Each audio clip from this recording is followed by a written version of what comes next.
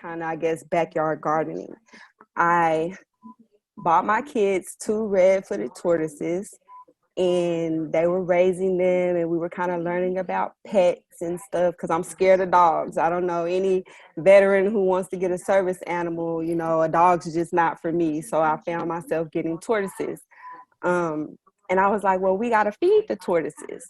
And so I was like, I don't want to keep buying lettuce just specifically for tortoises, right? So I was like, well, we can just grow it. So me and my kids just started kind of growing lettuce. And one day I wasn't home, and my husband was like, he went in the backyard and literally made himself a salad. And he was just like, you got to grow more. And so from there, I just like started growing more food. I started growing food at my mom's house and my grandma's house. And I was just like, I literally need more space. So I took my little backyard garden, my little backyard farm from those 3 lots, and I just started dobbin-kauv farm. I wasn't sure what that meant though, you know what I'm saying? I wasn't sure of how to do that. I didn't know how to like grow on this large scale because I was just growing in like this 40-foot by 3-foot strip of space in my backyard. So I started like Googling like how to farm and like where are people who grow food, and I found Farm Share Austin. And through Farm Share Austin, I was able to get 18 weeks of education on being a new and beginning farmer. And I discovered through like the USDA all these programs and resources for new and beginning veteran farmers. And I was just thinking, like, scratching my head, like, where was this stuff at when you got out of the military? You know, I did 5 years in the United States Navy. I was deployed during Iraq, Operation Iraq and Afghanistan. And I just, when I came home, I was like, what am I going to do next? You know, so not knowing that there was that thing, I literally found myself in this dark place. Like, am I going to go to school? What am I going to do? So the farming thing was just it. So when I got into this space, I started to notice here in Austin, there like wasn't anybody else in the farming sphere that looked like, and that really kind of bothered me a little bit. And it was just really hard work, y'all. It was really hard work. And a lot of people ask me sometimes, well, why do you want to be a farmer? You know, it's hard work. You know, it's just like you're a slave all over again. I'm like, what are you talking about? Like, this is how I sustain my family. This is how I feed my kids. And this is just how things are working out for me. So that was the start of my farming journey, my farming lifestyle. And what kind of connected it for me was being in the United States Navy. It really taught me to care for my country, not just my country, but my neighbor, the person that lives next door to me. And it didn't matter what color they were or where they were from. It just mattered to me that they were my neighbor. They lived in my community. They lived on my block. And you never know what somebody next door to you needs. You know, you may even be living this perfect lifestyle, but the person next door to you is literally hungry. So I just kind of saw it like that. And I just went all in. And yeah, from there it just kind of grew. But it kind of backed into my lifestyle at home, because at home I was always looking into my family history and like genealogy and like, where does my family come from? And, you know, like I literally became my family's genealogist. Like, I was like asking questions, and, you know, my grandma was like, get out of here, leave me alone, girl. Why do you keep talking to me about this stuff?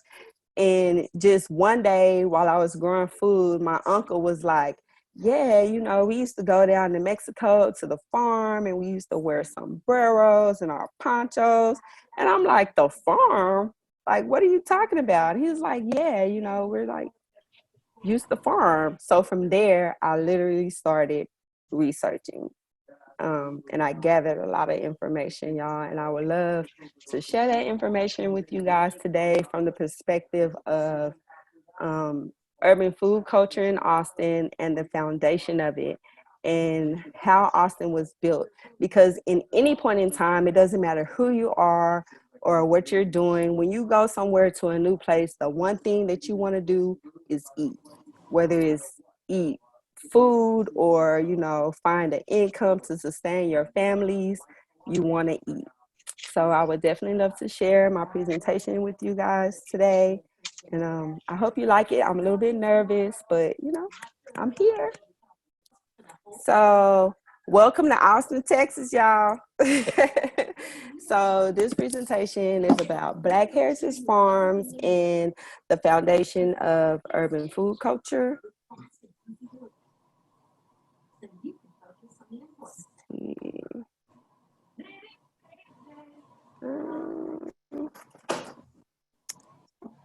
So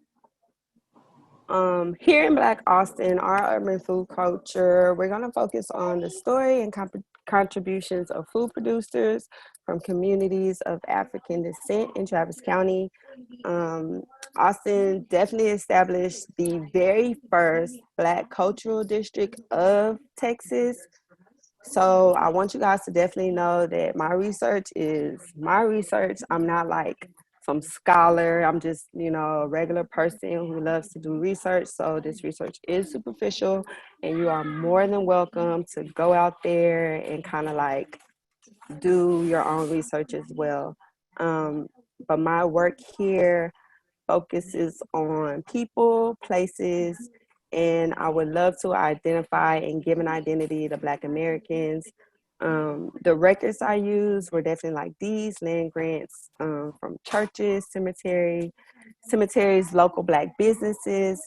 And one of the things I always like to say to people when they're like looking into Black history is when you're looking up a Black person in the census, you have to look at the slave schedules, y'all, because I think that a lot of people don't realize that before the 1870s census, Black people weren't listed by their names or, you know, by their families. They were listed on a slave schedule as property. So yeah, I get my information from the 1840 to 1860 slave schedules and so on and so forth. Um, and to the right, you'll see a picture of the Negro in Travis County, which is a historical outline that kind of talks about Black people and their prosperity here in Austin, Texas. And the other picture shows that in 1936, Austin literally had 17 Black owned grocery stores, as well as 3 vegetable stands. They also had 2 Black owned meat markets, as well as a fish market. So I thought that was extremely, you know, really good information to know. Let me see. Let me go back a slide. Look at this. It's hard to move this thing. Okay, so my relationship with food. So for me, being from Texas, y'all know Texas is a big barbecue. We love the family reunions, and we're gonna be out here kind of like hanging out and eating, having potlucks and stuff like that. I grew up eating really good food that my grandmother cooked. There was the recipes, the salmon croquettes, you know, the collard green meals, and just fresh food. You know, it was just really good food. Thank you. And a lot of our traditions are based on oral history. I have no idea like how this sounds. So y'all could like, I guess maybe Angel kind of let me know if I'm like glitching or if you know you guys. Great. I hear you. Okay. Okay. This is yeah. My husband just came home, y'all, so he kind of distracted me. What'd you say? No, I'm good. So also my relationship with food, I do suffer from food traumas. Dealing with my PTSD, one of the things that I developed was a eating disorder. And I struggled with bulimia for a little bit, and I also struggled with binge eating. And it was unhealthy foods. So once I started farming and gardening, it's kind of like I took those unhealthy binge eating habits and I kind of found ways to have healthier snacks. And that for me is really why I grow baby veg, because baby veg is like you can just pop it. You know, it's quick, it's to go, and it's a healthy snack. It was a lot healthier than my like binge eating days. Um, and the reason why I decided to grow food, of course, I told y'all it was just like this random thing, just like to feed my tortoises. But then what kind of intrigued me about it was there weren't any farmers in Austin that looked like me. I honestly didn't go into farming and think like I want to do like a community garden. I just like was like I want to be a farmer. I just kind of like skipped over that part, but I 100% commend every grower in the community, whether you're a small scale backyard garden or you're a, a big farmer. Um, and then as I was kind of deciding whether or not I wanted to go into agriculture and into this industry, I had to struggle with those thoughts and feelings of this is like slavery. When I was at Farm Share and I was kind of out there in the field, I'm just kind of like in tune in the back of my mind, singing these old songs I grew up learning about. And I'm just like, this is crazy. And I would literally like take a 5-minute break from my ancestors. I ain't gonna lie. And it just made me kind of think about like bondage and sharecropping and tenant farmers, and it made me think like, blacks didn't have the opportunity to like take a break as a farmer. They didn't have to stop what they were doing and go just get water. So that was just a real big thing for me when I was coming into this industry. And then when I think about like food and my relationship with food and like having power, I always think about George Washington Carver, of course, because he is in the black community like the father of agriculture with his peanut experiments and discovering all these different things. And then I also think about Booker T. Watley, who in his own right definitely started like the farm to table movement with all these different ideas on, how the farms really make profit and make money. You start these CSAs and you start these direct newsletters and all that kind of stuff. So when I think about like black people in agriculture and power, I definitely think about these two men first. And so black Austin communities and food. So food has value, y'all. That's just honest to truth. But when we thought about food, we just thought about the good time and just the camaraderie. And so we didn't look at food as being this valuable asset that you could possibly trade. We didn't look at food as, oh, I grow onions and my friend down the street has cows and makes butter. Well, maybe I can trade. In like the modern community today, we don't look at food like that. But food definitely has value. And my goal in my community is to help people of color and marginalized communities really understand our relationship with food and how the food system has been monetized, and it's been so exclusive to a certain group of people. Um, and we also look at like disparities in the food system and food injustice. And we'll get into that more down the road. So food apartheid, we talk about this word, food deserts, which in my opinion, absolutely do not exist in Austin, Texas, because there are way too many community gardens, there's food forests, there's urban farmers, especially in our marginalized communities. There are way too many urban farms and stuff like that to say that we have food deserts. What we suffer from here in Austin, in my opinion, is definitely food apartheid. And that's just a scarcity of healthy options. And it's intentional.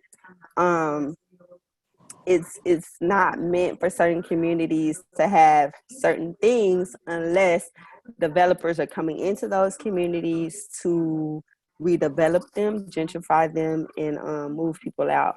So I definitely grew up in communities where we had access to like local corner stores, like the processed foods and stuff like that. So my question to everybody would just be like, is society feeding one another? Like, are we feeding each other, not just with food, but with education and like love and a common decency that allows everybody to prosper together, you know?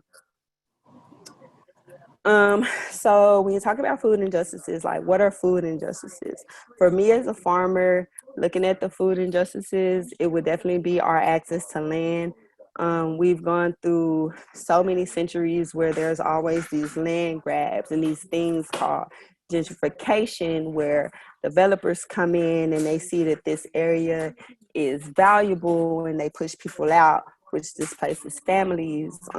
You definitely have like redlining, redrawing of districts and stuff like that. We also have a lack of access to labor when it comes to food injustices. There's a small number of Black growers and farmers in our communities. That's just true. Like, it makes absolutely no sense for Tiffany Washington to be the only Black farmer in Travis County, Austin, Texas. It's just ridiculous. And so when we talk about this small number of Black growers, they're either non-existent or it's like one or two of us. The training is there. We just have to access it. And in my opinion, is no one wants to go out and say, hey, what are y'all doing out here on the corner? Y'all want to come farm with me? Which makes no sense. Because when they, when marginalized people go to jail, they're in jail farming. So to me, that's just crazy. um, but there's like this lack of advocacy. There's a lack of access to technology and machinery because machinery costs so much money. And then number three, we have capital, cash flow. There's no traditional means of self-sustainability out here, y'all. Everybody is just kind of living paycheck to paycheck, trying to pay these bills, trying to take care of these kids, trying to live. So when that happens, there's no entrepreneurship. There's no one to say, I'm out here, I have this business, and I'm supporting my family and generating this lifestyle that benefits not only me, but my neighbors. That's my thing. We have to be able to benefit. Hey, we have to be able to benefit ourselves and our neighbors with things that matter, things that are of value. So, can we ask questions, or is that for later? Yeah, we can take a little break and take some questions. I kind of feel like I was just kind of talking. So, no, what you're saying is amazing, and everything you're saying is awesome. Like, I'm in my second season. Like, I took a 5-year break, and now I'm in a second season of actually growing, and we have now 5 raised beds, and I'm planting my fall seeds and everything. And something that you said was like, the education is there, and like, where? Because I literally Googled yesterday I Googled yesterday looking for a garden club, and honestly, like, in my because I'm in Kyle, so the only thing that popped up in my area was one thing, and it was a bunch of people who did not look like me or in my age demographic whatsoever, and it was like totally scary to me, and my family were like, oh no. But I didn't know where else to look, and then I saw that this was happening, and I was like, serendipity, and I was completely like enthralled and excited about the fact that you were out there and you're doing all these things, and I've been stalking you on Instagram. But like you said, that the education is out there, and I feel like even in this day and age, it's like it's out there, but it's really not, almost. Right. I'm still trying to figure out what to do with my fall garden. So like, where do I start looking? Yeah, definitely. So to be honest, when I was looking for education, I bought books because because the education was there, but it wasn't really there for me in like how I wanted to absorb it. But there's definitely educational programs. I don't know about the Kyle area, because I live closer to Austin, but I definitely went to Farm Share, and Farm Share takes, people from like China. So so it's just all about, what you're willing to do and where you're willing to go to get that education. But it shouldn't be like that. So I 100% totally agree with you. Where's the education? We're gonna get that. But so when we think about like the Black Austin communities and food, you think about health and wellness, right? You think about like, how healthy am I? Am I well enough to get up and go to work, especially during this time right now when we're talking about COVID-19, you know, where where do I go to get healthy options? We already know that Black communities suffer with like compromised immune systems, like the inability to consume healthy foods, diabetes, and all this stuff. Um, and in my opinion, honestly, it just comes back around to like structural racism. you know there's not this access to healthy nutritionist food, which leads to unhealthy bodies and stuff like that, which leads to like this depressive state that no one wants to do anything, and you end up with these like empty lots, and you got this like low income housing. I don't really even know what that means.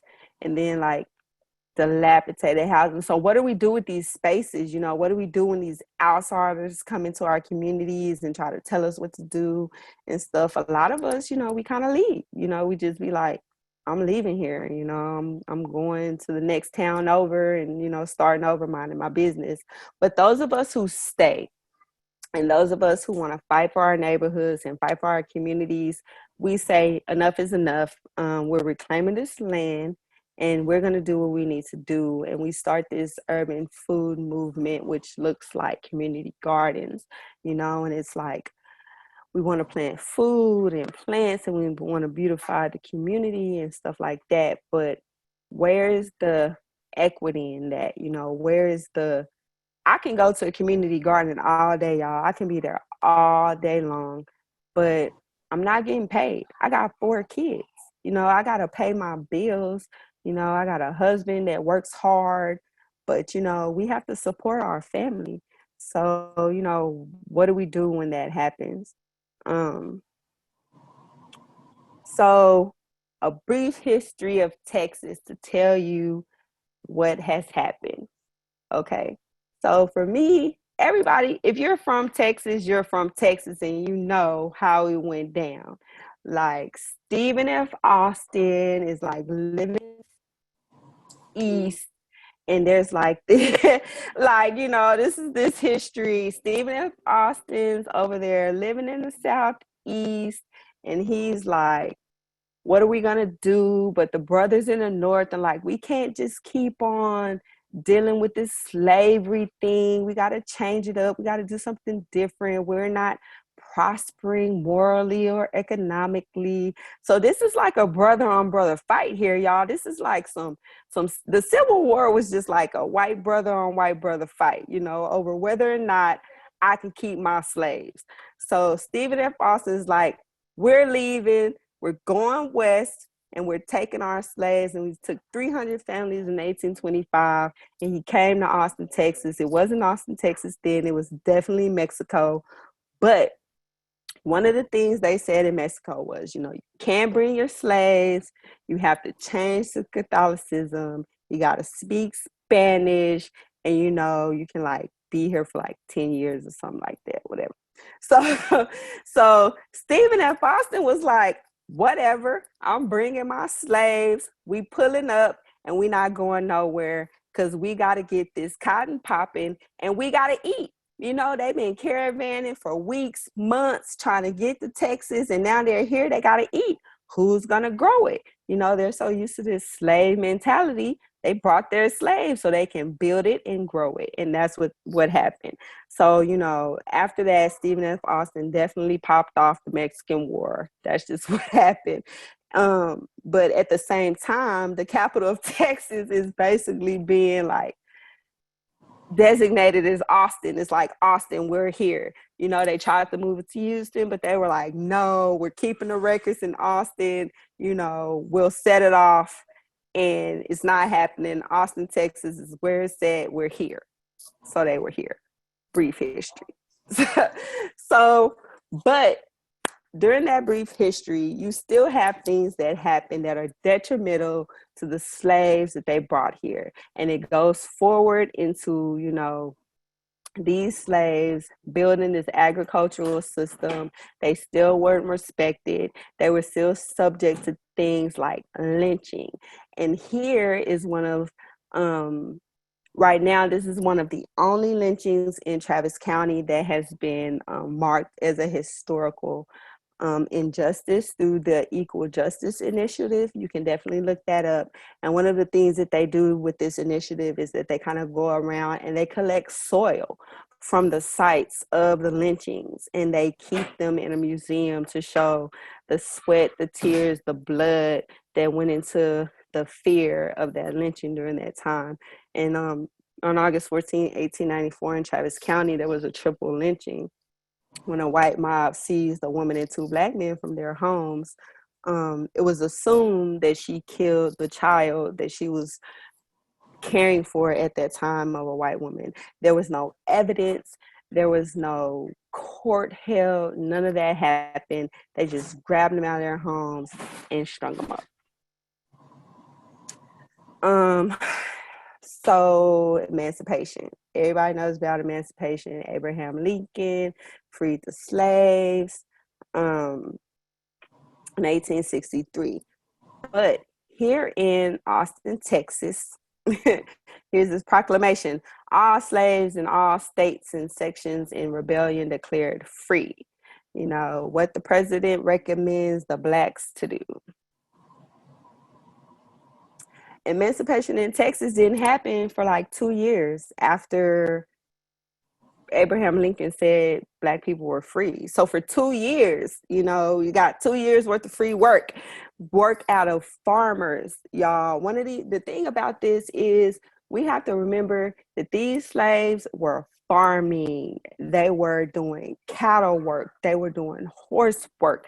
They were doing like, I'm feeding your kids with this recipe from the back of my mind from like Africa, you know, like they were really here, housebound, plantation bound, taking care of the lifestyles for 2 extra years. So on June 19th, 1865, nearly 2,000 men, women, and children enslaved learned that they were free. I can just imagine how that happened. Somebody just rolled up on the trail and was like, hey, what y'all doing? Don't y'all know y'all free? Like that is absolutely crazy to me. So once that happened, you see this influx of blacks starting to like, what are we going to do next? I want to do a little throwback to kind of linking into modern times with the Emancipation Study Act.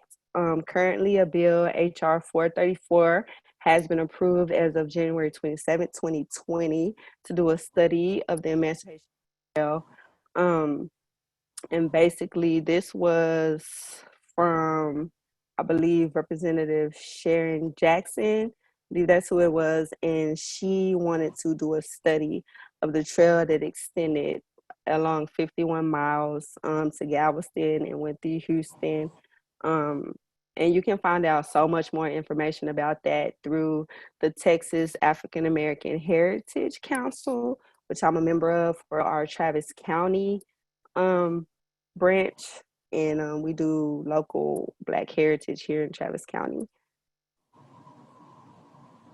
But so that freedmen situation. So once everybody was freed and, you know, my grandpa and them, they were kind of like, you know, I'm free now. What am I going to do?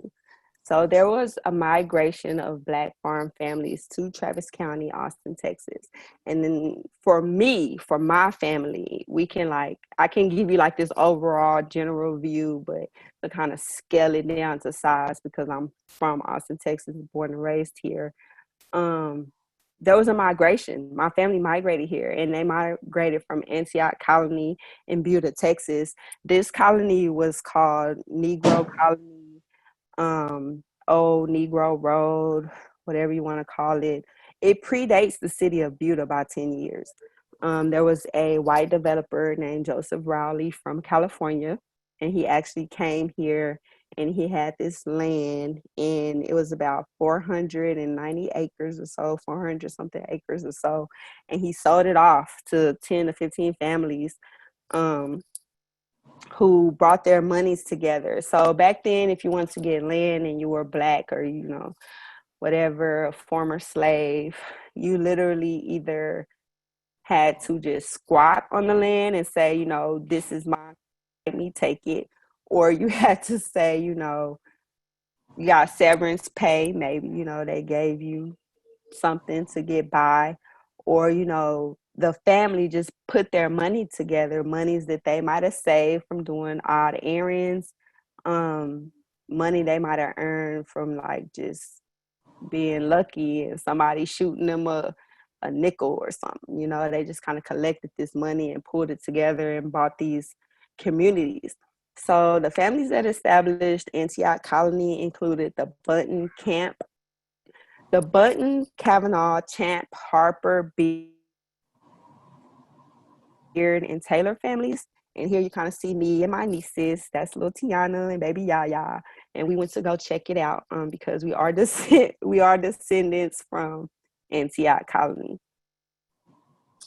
And in the Antioch Colony, farmers raised corn, they grew sugar cane, they produced molasses, and on July 15th, 1874, my grandparents, Elias and Clarissa Button, donated the land for a church, and also my grandfather, George Washington Kavanaugh Sr., donated the actual land for the church, and he was also a pastor there.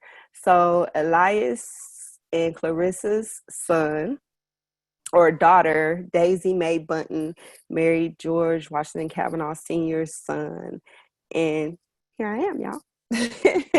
So it's kind of like when we look back and we say like these African slaves, and then we don't move forward with these narratives, you can't say that because they're not African slaves.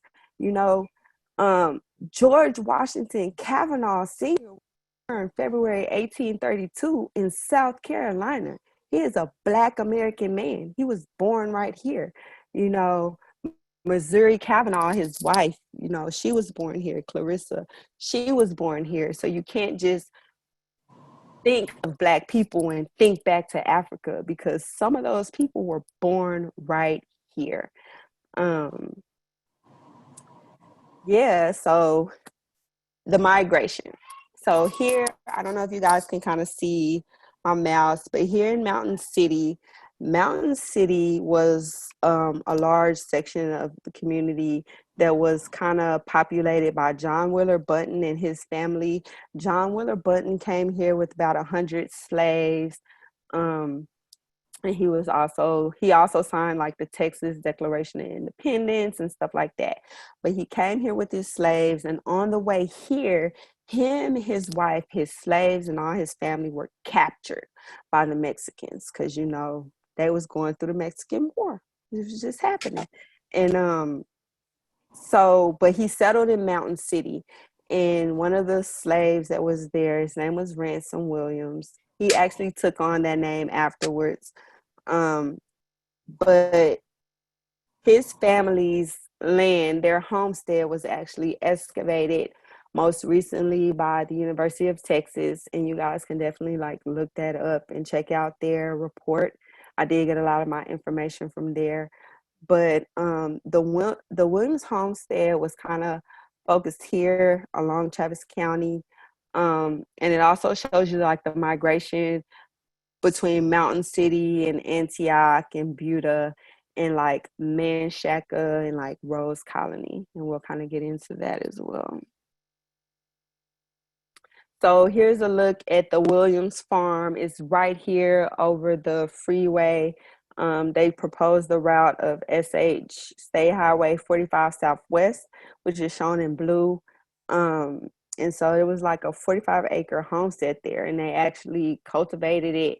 So everybody who like kind of lives out in that Onion Creek and Buda area, that Bear Creek area right here in Manchac, if you're like farming in that area, you know, if you dig up like a fork or you dig up a hair clip, it might be one of the Williams children's. Travis County. What is Travis County? Precinct 1, Pflugerville. I grew up in Colony Park, which is, you know, like East Austin. But my family, this is a migration of Black people, y'all. We always move where we can move to like better places and we can have nicer things.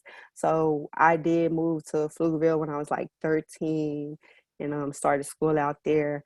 But like precinct 2 is all of Austin. Precinct 3, you know, you got Sunset Valley and Bee Caves and stuff like that. This thing is like right on top.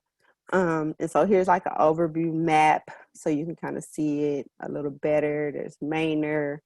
And then this is it broken down in 1, 2, 3, 4 Freedmen settlements at a glance. So we saw these maps, and when you look at these maps, you're like, well, where am I? Where am I in location to this place? What was underneath my feet before I got here? Because before you got here, there was people here. And our Freedmen settlements are proof of that. So right here in the middle, you have the capital, the state capital. And as you can see, there's this concentration of towns. 1, 2, 3, 4, 5, 6, 7, 8. Barton Springs, Burdett Perry, Clarksville, Gregorytown, Forest Pasture, Masontown, Pleasantville, Red River Street, Robertson Hill, Southside, Wheatsville, Westside Community, Kincheonville, like all these were towns. These were not just places Black people congregated. These were places Black people left slavery from, went, bought with their own money, or defended with everything they had in them to keep. And they said these are our towns. Just like with Antioch, these towns, they were surrounded by white people. And nobody just turns off like racism. Like in 1864, I owned you. In 1865, I didn't. My feelings didn't change in a year. So in 1866, I felt like you still belonged to me. You know, like that those feelings didn't just go away. So like in 1871, when these people were like leaving these environments, because in my opinion, making slaves leave the plantation was like just brutal, because why do I have to get out? You just domestically violated me. That's like domestic violence. Just living at home with somebody on the plantation. You've been taking care of me. I've been taking care of myself right here at home, and you beat me. And I got to get out and go find somewhere else to live. That makes no sense, because we wouldn't do it today. So I don't understand why they did it back then. But they did it, and these people found land. They found places to trade with one another, because I'm not going to trade with you. You just left the farmstead to go do whatever you want to do. I don't want to trade. So they had to build these communities. They had to have their own ways of sending messages, learning about news, having the grocery stores, you know. They had to find ways to fend for themselves inside of these communities. And these communities were all located right near the capital. Here's like a up close view, so you kind of see the Colorado River going along there and stuff like that. Like all of these maps, like you guys can like literally look up and like literally find. So our settlements, the reason I put this together, so being a part of the Travis County Black Heritage Council, one of my tasks is to find information about certain historical families and settlements. And there's not a lot of information known about Manchac or y'all, I'm from Texas. So when I grew up in Texas, we called it man shack. I just learned recently it's called munchaka. I don't know who made that up, but all right, we'll run with that. So, but also Rose Colony. Rose Colony was more of a smaller settlement. We do know that all the blacks that lived in Antioch eventually starts kind of move north into Travis County, and they started these small towns. Rose Colony was just a smaller community that kind of got absorbed by Manchac and Munchaka. But Munchaka was one of those communities that supported poor whites that weren't included in the community of the elites. And they also had their Mexican school as well as the Negro school. So Manchac was kind of founded by blacks, but it was inclusive to all back then. And it was founded. So this is S.M. Sorrells, and he was one of the first to kind of purchase land in the Manchac area. And the land is kind of in a trust to this day. And this is him and his twin boys. They look so handsome. So here's another Austin settlement in their genealogical history. We have a lot more information here because I was able to just find so much more information. And this is Montopolis, and this is definitely Burdett Prairie. So the Anglo plantation families that were there were the Burdett, the Joneses, McKinneys. You had James Smith, the Boldens, and the Goodriches. One of the things about the Smiths, so the Smiths had land in Montopolis. However, James Smith owned Boggy Creek Farm. It was the second building in the city of Austin. It was built in like 1841, but it was the second building that was built here. And he came here with his 19 slaves, and they built Boggy Creek Farm. But he had land in Montopolis where he also kept other slaves, and he would rent them out. So he would rent the slaves out from Boggy Creek to Bastrop, or he would rent the slaves out from Boggy Creek to Montopolis. But whatever they went back to Boggy Creek, what were they doing? Farming that land. Burdett Prairie, the village of Montopolis, established in 1830. In 1844, Jesse Burdett, an Anglo-American settler in support of the Texas Revolution, established a cotton plantation. And so the Montopolis area was kind of riddled with his family's slaves. So there was several different clusters of kind of like plantations in that area. And so here in Texas, it's really weird in Austin, especially when you talk about urban slavery in the Southwest. There was like this rule that like 20 slaves or less, you weren't considered a plantation. In my mind, any place that uses people to like run it against their will is a plantation. I don't care if you got 3 slaves, you're a plantation. So this was the Negro School in Montopolis. It's still there. I drive past it regularly. Pictures of the cemetery, just some surnames that are there. They do a lot of preservation. The preservation group is out there, and this is the inside view of the school. And I love how they've like kind of just preserved the community. And like this school and church, the school, it started as a school, and then later on they kind of turned it into a church. But this land is like always manicured, and it's always cut. It's never overgrown. It's never disrespected. And I think I just really appreciate that from the community preservation group there in Montopolis.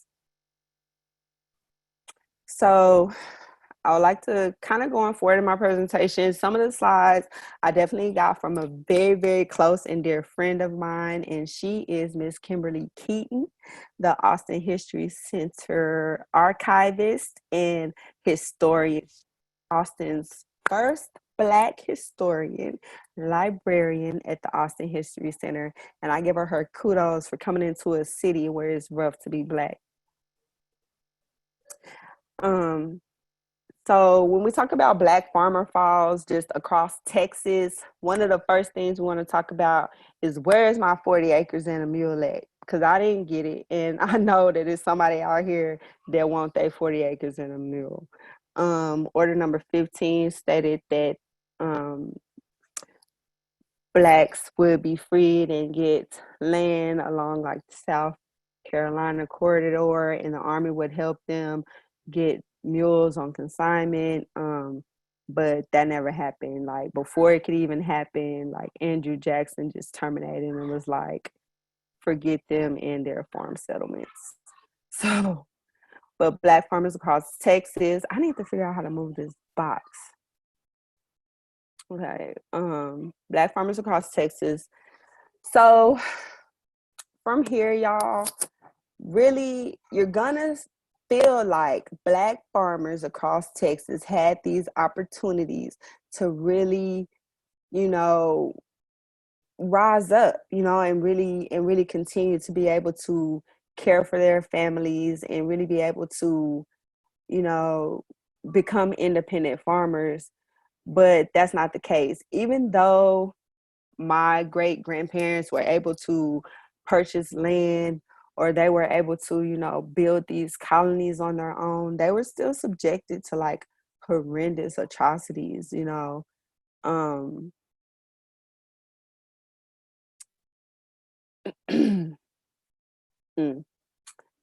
Here you can see that even though, the numbers rose in percentage, and, the of Black farmers in 1890 was at an all-time high of 31%. And they lived in these informal communities. Their masters like was still watching them, because 5 years later, I'm still mad. Like, I had to let you leave here. What do you mean? You left me. You left me with all this land. Now I gotta find somebody to work on it. Like, you left me here with absolutely nobody to do this. So like, they were going out there and like burning freedmen schools and like driving Black farmers from the land. They would punish them by like telling the Freedmen's Bureau, don't work with them, they're illiterate, they don't understand anyway. It was just real ridiculous. And Anglos were like beating Blacks for almost like any offense. Like, this was just unnecessary, when like all they wanted to do was like be here in Austin, Texas, and grow their food, raise their kids, and be successful. So that was that. And here's like an overview. These slides are from the Black Farmer Files from Kimberly Keaton's Black Farmer Files presentation. And I can probably like let her put like a link in the chat or something like that, so you guys can check it out, because there are a lot of good slides in here that talk about African American farming just across Texas, and how that kind of looks. You start in the 1800s and you see like the state of Texas becoming big on cotton and just stuff like that. Just really just like crazy. But this is a pig farmer. It's kind of doing a demonstration with the USDA. So what I think one of my biggest problems when it comes to agriculture and being a farmer and being in this industry is the lack of acknowledgement in the role that African Americans literally played in agriculture. Because Blacks straight up were employed in agriculture without wages. They didn't get paid. They got like room and board. And this is why I say, how do you have people who you're not paying, but they live on your land? They live there. They see you every day. They're doing everything. Like, how do you just like put them out and just say, you know, when they were here for their agricultural knowledge and their resilience, because that's what Black people were brought here for. You know, they were ripped from the shores of Africa based on the fact that the white men saw how fertile the soil was and how hard Blacks were working to sustain their communities in this African territory. Like, that happened. And so definitely with the growth of slavery and like plantation agriculture, this boosted economic growth, but it stole away this role of Blacks as real legitimate agriculturalists and farmers because it whitewashed it. And any white man who owned a number of slaves or whatever could say, I'm a farmer. Ignore them. Just, you're not even seeing them out there working. I did all of that by myself. Don't even acknowledge those people out there. But, you know, slavery was eventually abolished, and we had the opportunity to really become a part of the system. But, you know, we just didn't have access to land. Nobody wanted to really give us that opportunity. Yes, we have freedmen's towns and freedmen's communities, but we're only trading with each other. That, I mean, I can only give my food to you because if I go outside these walls, I'm gonna probably get strung up. You know, that's just is terrible. So these practices definitely left families without an opportunity to take care of themselves. But in like the 1900s, you saw more Black farmers become independent and stuff like that. And you start to really see the rise of their communities, and you start to really see families and loved ones, you know, start to prosper, and things start to kind of settle for them.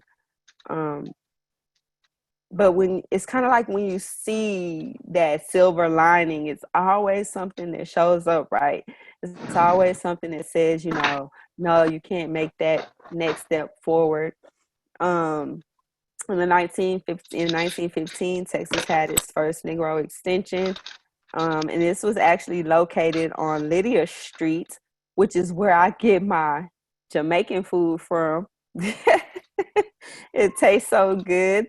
So with the agricultural extension, you had more farmers who were able to be independent and kind of build up their farms and not just be like this community, but you had these independent farmers who were starting to like get names and recognition for themselves. And one of those such farmsteads was the Hancock farmstead, where Reuben Hancock and his brothers Orange and Salem bought the land here in Northeast Austin. And him and Reuben and his wife Elizabeth established a productive farm. They raised their family and created a small but sustainable community of African farmers. Today, this area is known as Loop 1, y'all.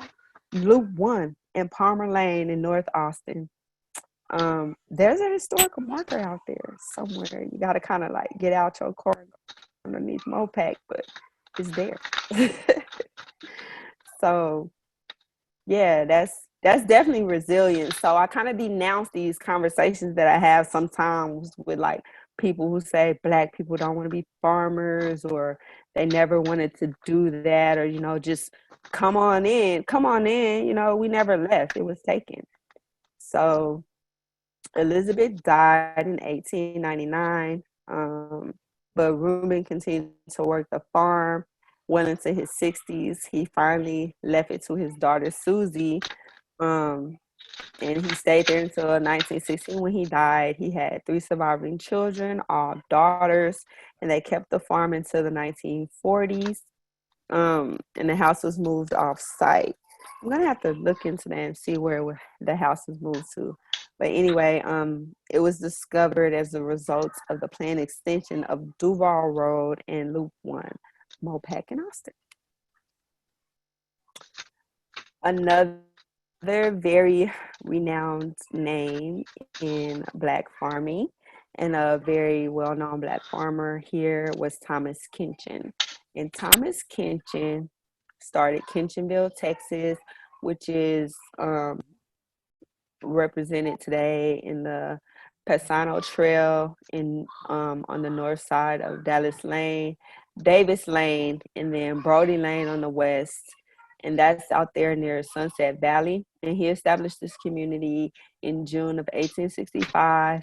It was another one of those communities like Manchac. So if you know anything about Manchac in the south side, then you know that like Manchac's here, and you go north and you have like, you know, Sunset Valley and stuff like that. So it's not very far. So you would see those Black migrations into different towns, and they started to intermingle and they started to migrate. Thomas Kincheon is my sixth great grandfather. So, oh my God, this is like amazing. I'm from here. So, so Thomas Kincheon's This is very good for a little while. I'm not hearing her. Am I breaking up? No, I think you're good. Larry, can you mute yourself? You're good. Keep going. Go ahead. Okay. So Thomas Kincheon, he established this farming community that was there until the 1960s, when his son Thomas Kincheon II kind of sold it off, and they started the Kincheonville development. And you could kind of check that out if you check out your maps, or you know, you just kind of research it. His family moved to East Austin in the 1960s, and that's the same thing with the Kavanaugh family. My mom is a Kavanaugh, and her father owned 5 homes in East Austin on Peoples Street, Baker Street, you know, Richard Dean, all over there in East Austin near Johnson High School before it was East Side Memorial. And so they were able to have enough wherewithal and business knowledge to be able to have enough money to like buy homes. And when my grandfather died, his name was Edward Kavanaugh. When he died, he left all 5 of his children a home. But those homes were never really taken care of. That's why I say I want my own 40 acres and a mule. I don't know what that was about. Because you don't know, you know, these are like generational gaps, because it was so hard. You know, they left the colony and they were like, we got to find jobs, got to do something different. You know, that farm thing wasn't working, and, you know, we got to do something different. And during these times, it's like the chitlin circuit is popping. You know, people can start to do music. They can start to be like, you know, the great Renaissance is going on. It's like all these things. So everybody's like moving, you know, they're migrating. When they came to Austin and they moved to these communities, you get caught up. You know, it wasn't meant. You don't go from a full, well-developed community to like this area that you know absolutely nothing about this busy, bustling city of Austin. And, you know, yeah, my brother's my neighbor, but, you know, I want to try new things. So, you know, Black people go from slaves to being free. You know, I want to see what this world is about. What is this freedom that y'all white people been talking about? So that was that. In the 1880s, tenant farmers accounted for just about 40% of all farmers in Texas. And by 1930, that number had risen to over 60%. There was a lot of Black farmers here, y'all. And there were a lot of Black people who grew food. There were a lot of Black growers and stuff like that. And it just, there's nothing to explain the disappearance. It's like the dodo bird. It's like, what happened to the dodo bird? What happened to the Black farmers in Austin?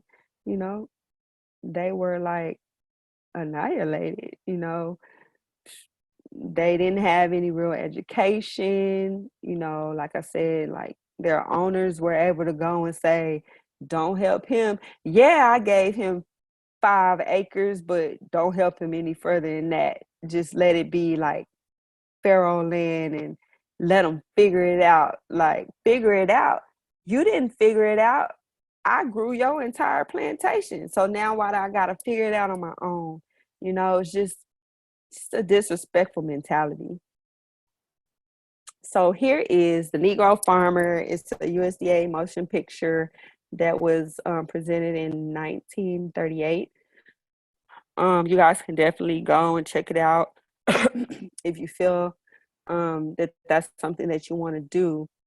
But the social political context of this video is very riddled in, like, they didn't know what they were doing, and you know, they need to be taught how to farm. And it's like, no, they were just like slaving for like 100, 200 years with no education. Nobody brought slaves here and said, go to college, learn how to farm, learn to feed me. They just brought them here and said, get out there in the field and feed me. You know, that's just the way things kind of went.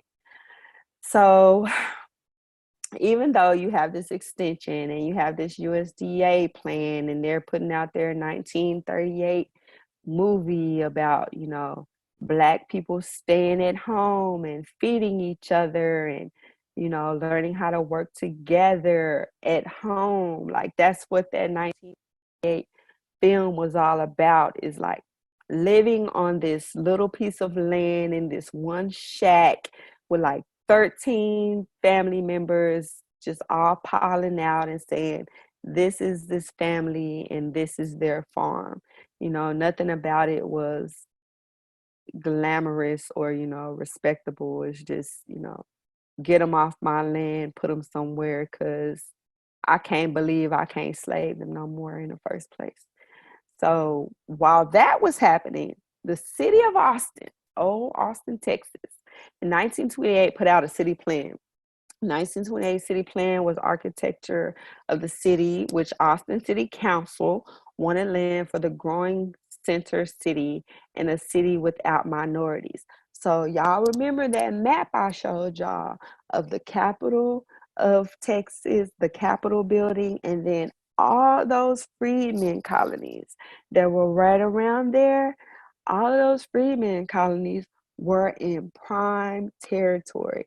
Now, these are colonies that have little farms, urban farms, you know, like near Hospar by Creek.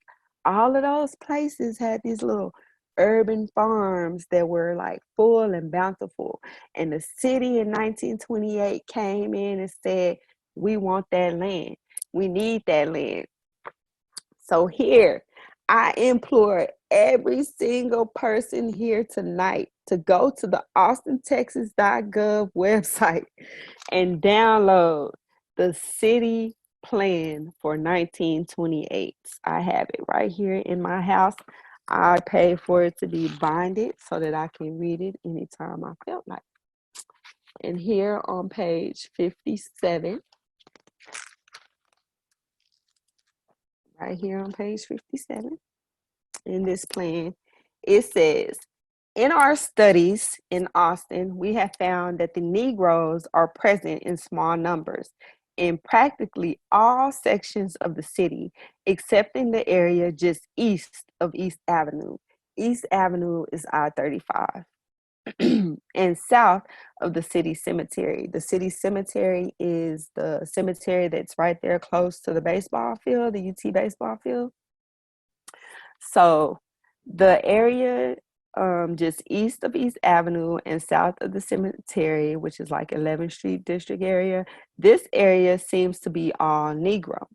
It is our recommendation that the nearest approach to the solution of the race segregation problem will be the recommendation of this district as a Negro district. So the city of Austin in 1928 decided to take the land and move every Black person who was living in the district center, near, around, or close to the center of the city, the capital, Wheatsville, Clarksville, West Austin, Westlake. They moved them all and put them in one location, and that's East Austin. and that is like the 11th Street area. And that area was the very first African American in any city in the state of Texas.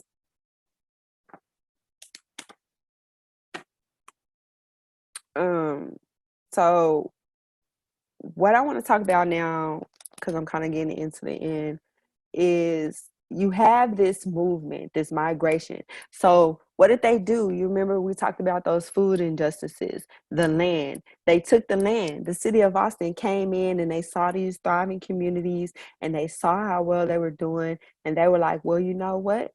We need that land. We got to take it. What are we going to do with it? We need to move them out and use it for our own benefit. And that's what they did. So they took these areas that were really fertile and they moved blacks to areas that may have not have been that fertile. But either way, they took their livelihoods. You know, once you take my livelihood, yeah, I can start over, but what for? Like, I'm depressed about it. I don't want to, I don't care, because I'm continuously in this state of terrorism. Like, you just terrorize me, then you freed me, then you let me build up this community like Tulsa and get it popping, and then you came in and you took it from me all over again. And so that's just so traumatic, you know. And so then you put us here and you start up this sustainable living area in the modern times, and you start talking about community gardens, and you call out your victory gardens. Shout out to the victory gardens, all vets, whoop whoop.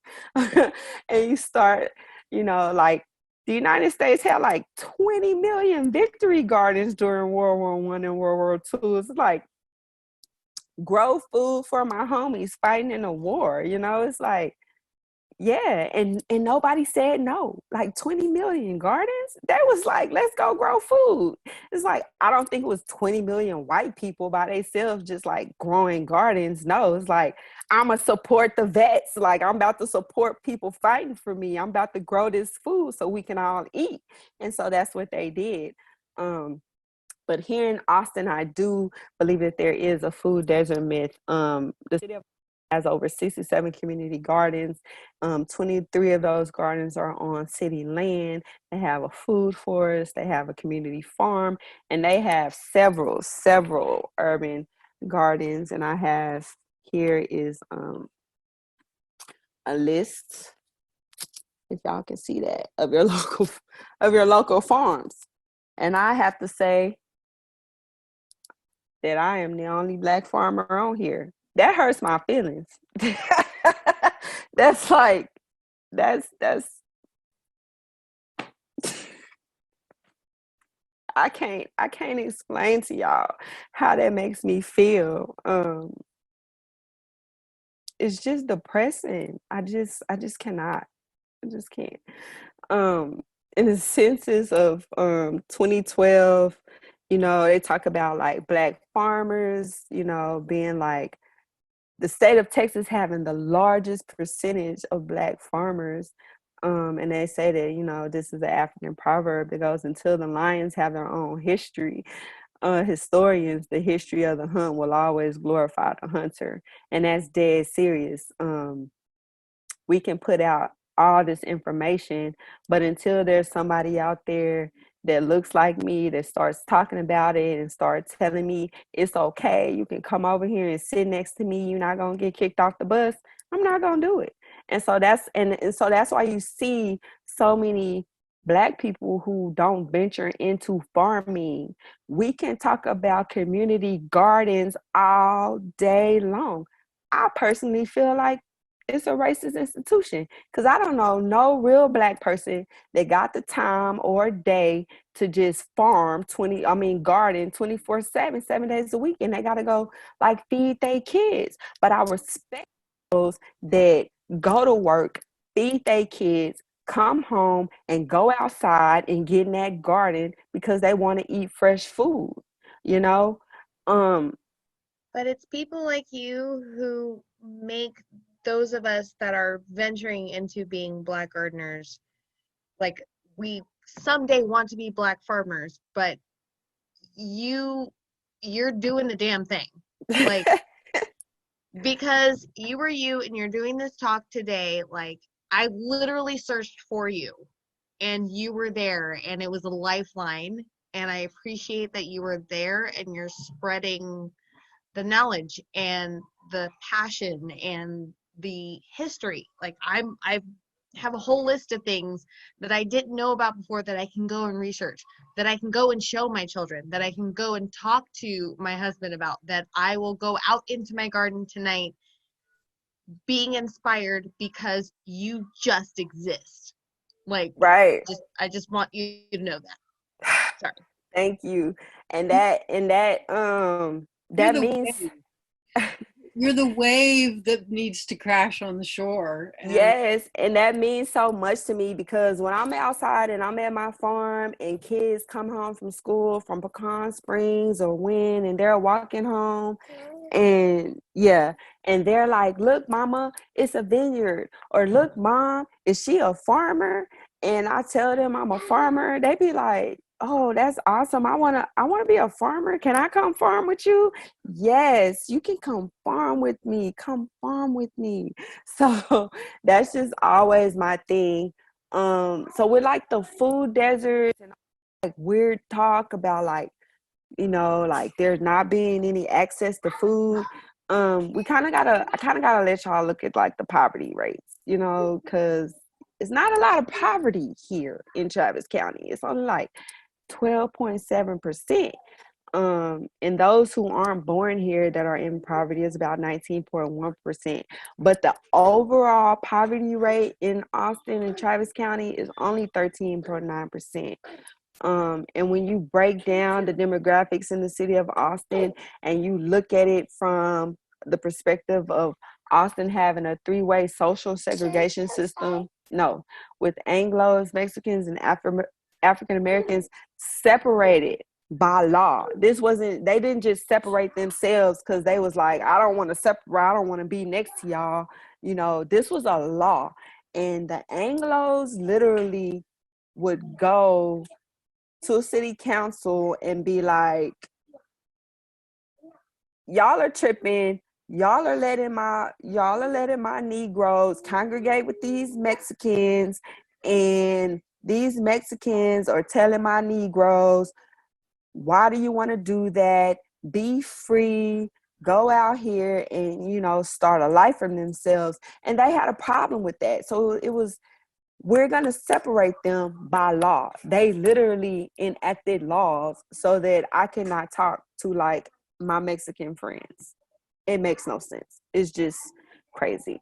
But in 1970, the population of Austin was about 15% Hispanic, 12% Black, and 73% non-Hispanic, which is white. And in 2010, that changed. Here, I want to kind of read this for y'all. I got to kind of move this. It says about farming. The concentration of urban farms in East Austin has been a source of some controversy. While the urban farmers point to the history of their land as cultivated farmland, prominent neighborhood and environmental social justice advocates made the point that before these lands were farms, they were the reservations. Now, y'all, I've literally had a conversation, and it says down here in 1928, all the farmers of the east side, because of the crash of the 20s and displacement, they no longer farm. So they sold off they didn't have a choice. They came in with this plan like, y'all got to go move to the Black district. Like, we literally don't want y'all here. So today, African Americans are only 7.84% of the population, and Hispanics are, pretty much like less than that. But when we think about food and we think about community gardens and food culture and the food system and stuff like that, food should be a human right. Everybody should have access to food. We don't want to eat like this trash, like muddy collard green that's leaning over from some like big pharma GMO place that sprayed pesticides all day, disrespecting my immigrant farmer friends out there picking and harvesting it. Like, we don't want that. What makes people think that Black people or people of color in the community don't want good food, don't want fresh veg, don't want fresh anything, don't want real lives? Like, that just makes me angry and upset to think that people go around thinking that Black people don't want better for themselves. Like, we continue to have the same conversation over and over and over, and it's so depressing. Like, we gotta stop. So what is wrong with Austin's urban food, urban farm movement? What is wrong with it?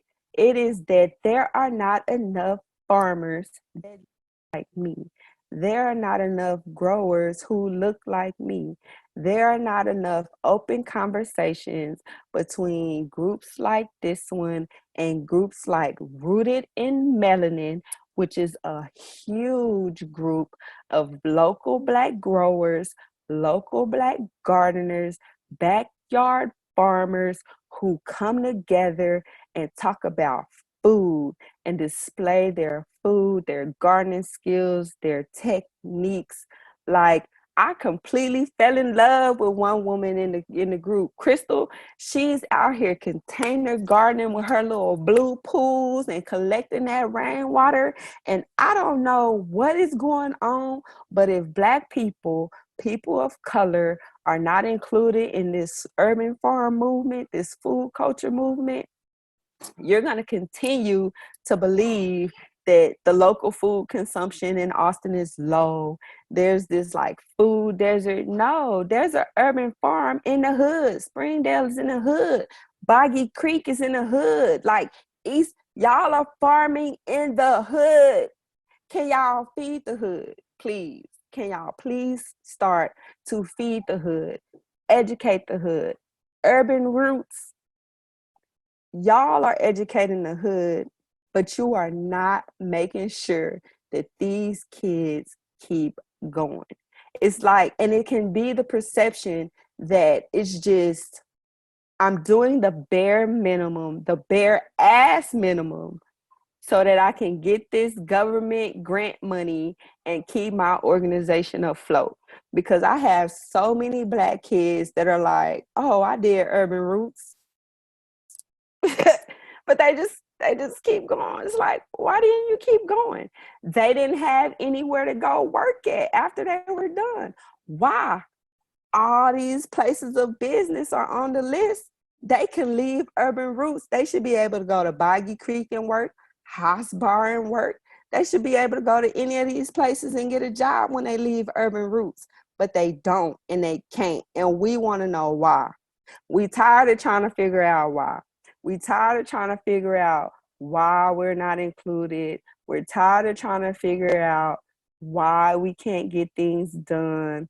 We're tired of trying to figure, like, I'm tired of trying to figure out how to, like, go get loan money for grants. I don't even care no more. At this point, I just want to grow my food and feed my kids. I told somebody earlier today, customers are a perk for me. At this point, I don't farm for the profits. I don't farm because I don't want to be broke. I farm because I gotta feed my kids. I got 4 kids out here I gotta feed. Ain't nobody over here getting food stamps. What is that? Like, I don't, it's just we really, when we have to come together and we get into these groups and we start having these conversations to just overlook people's experiences and just be like, oh, we're just all one. No, we're not just all one. I've had this experience that you have not had. Your experience is a little bit easier than mine. It just is. Like, we just went through an entire 56 slides where I showed y'all how people have been displaced that look like me, how people have been taken advantage of, and so to just be like, you got to work harder. You got to keep going. You got to put your mind to it and just do it. Like, what the hell you think I've been doing? Like, I just, so I just want everybody to definitely take from this. This right here is a sustainable food. Um, you can go look it up on YouTube. It's called the Sustainable Foods. And so in this video, it's about 6 minutes of eating local and what's going on in the local food system. And it's from the East Austin Urban Farm Tour. And I watched 6 minutes of this video, and I didn't see not one Black person, y'all. Not one. Not even one. So who are you marketing to? Who are you feeding? It's like Zilker Botanical Gardens. Barton Springs used to be like a legitimate Black farming community. It's like, it's like, look at her face. She is killing me. It's like, y'all have to respect it, because if y'all don't respect it, our kids won't respect it, because they'll be like, why should I care? They don't care. Y'all don't care. No, we do care. And I be tired of saying the same thing over and over again by myself when I'm inside of these groups, because my Black friends, they don't want to lose y'all as friends. I don't really know a lot of y'all. So I just kind of come in and kind of just be myself and just kind of talk what I know. But there are so many Black farmers who have built these relationships based on fear of not hurting somebody's feelings, that they don't say anything. But enough is enough, y'all. If like we can't bring, my kids sit outside the house and they sell produce to the neighbors. My daughter has a friend, she's white, and Ellen comes over and she learns how to sell food too, just like my daughter do. It don't be no difference. It's just the two girls and they out there hanging out selling vegetables. So you gotta stop. And another thing, we not coming to take y'all land by force. I had a man today come to me like I'm just this violent revolutionary, like I'm about to run down on his farm with a whole group of Black people and we just about to take his stuff. Don't be ridiculous when y'all have conversations with Black people. Like, please don't, because that's just unnecessary. Like, we just want to be included, because if we're not included, then who are y'all talking to? When you talk about nobody is eating locally, y'all ain't everybody. Include everybody. It doesn't matter. Include us, because we're here. We're not going nowhere. We grow big veg, and we do it because we love it. So that's me. That's Tiffany. That's all I got for y'all. Woo! Go Tiffany! Thank y'all. Thank you, Tiffany. You're amazing. Thank That you was for awesome. existing in this Thank you. world. So now we're gonna. How do you see give if a Yes. standing ovation on questions. Zooms? So one at a time. If you have a question, let's try to not talk at once. Maybe we could do a raise your hand. I think that's a Yeah, feature. you know how to do a raise hand in the Zoom? Honestly, this is literally the first time that I've actually done a Zoom thing. I have been morally opposed to Zoom since March, and I only downloaded Zoom just to hear Tiffany speak. So I don't know how to do the hand raise. Yeah. So if you have a question, just put your hand up. Let's just be low tech about it. I am. Pick one person at a time who has their hand up. Joan, I saw your hand go up. I think you're on mute. You gotta unmute yourself, Joan. Yep. There she goes. I want to thank you for what you are doing, what you have done, and the historical perspective that you've brought, because I've known some of that, and I noted that you did not even mention the word redlining, which is what happened in that 1928 city plan. Yes, ma'am. Yeah, much to the chagrin of the rest of us who know better than that. I have about 8 questions that I've written down. Are the records that you mentioned in of the Black Heritage Council, and are such things in the Carver Museum or in the Austin History Center? They can be found, I believe, at the Carver Museum and the Austin History Center. I was doing a lot of my research at the Austin History Center before COVID hit, but I do believe that you can go online and use like your library card and access their records. Um, Honestly, some of the records I just got off Ancestry.com because I took a DNA test.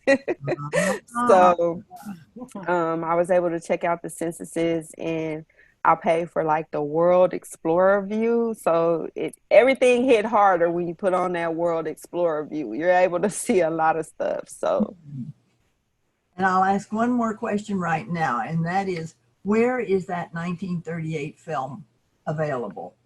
so the 1938 film is actually available on YouTube. That's where I found it.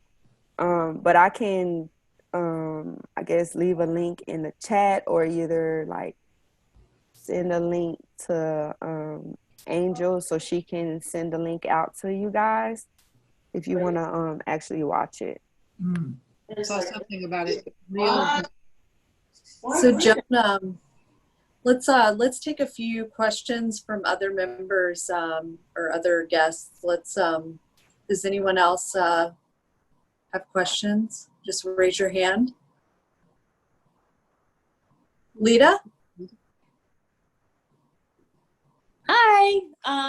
So I think you get this question a lot. How do we become farmers? If that's something that we want to do, and we want to take this on and essentially create a substantial community, how do we do that? Because I have a lot of farming history. My grandmother had a farm, and my aunt is a landscaper and grows her own food. She's been doing it as long as I've been alive, and it's just time for me to get in that same space. I mean, obviously I'm in an apartment, but I'm venturing towards that lifestyle because it's so important. And I think what hit home for me is when COVID happened, and everyone was just buying out everything in the grocery store, and I'm just like, what's gonna happen if we actually do run out of food? And I think the one thing that was making me the most frustrated is that while there is a lot of food here, there is no access to fresh food. And I thank you so much for like clarifying what a food desert was for me versus a food apartheid. So now I'm just like, okay, well, what do I need to do to get into this this farming space? Because I'm literally starting from like the bare minimum. Sorry, my mouth was dry. I was talking for a long time. So for me, I just started in my backyard. If you live in an apartment, I would say just kind of start growing. If you want to like get involved with a community garden or a community space, you can definitely do that. But there's this app, right? There's this app called Shared Earth. And it's an app that connects local people in the community, neighbors, with growers. So you have a homeowner who wants to like somebody to come grow in their backyard or their front yard, and you can kind of go out there and grow, and you can keep some of the food, whatever you and the homeowner come up with. But I would just say just start growing. Somebody asked me like, how did you become a farmer? Or is like, what is that? And I'm just like, I woke up from a dream. Like I woke up from a dream one day and my grandma was like, go feed people. Like it's like I just started saying I'm a farmer. I don't think that it would be right for someone to say you got to go to some college and get like this huge degree to say that you're a farmer, because none of my ancestors like had an education in farming or horticulture. They just did, you know, it was just something that was passed down traditionally through oral education.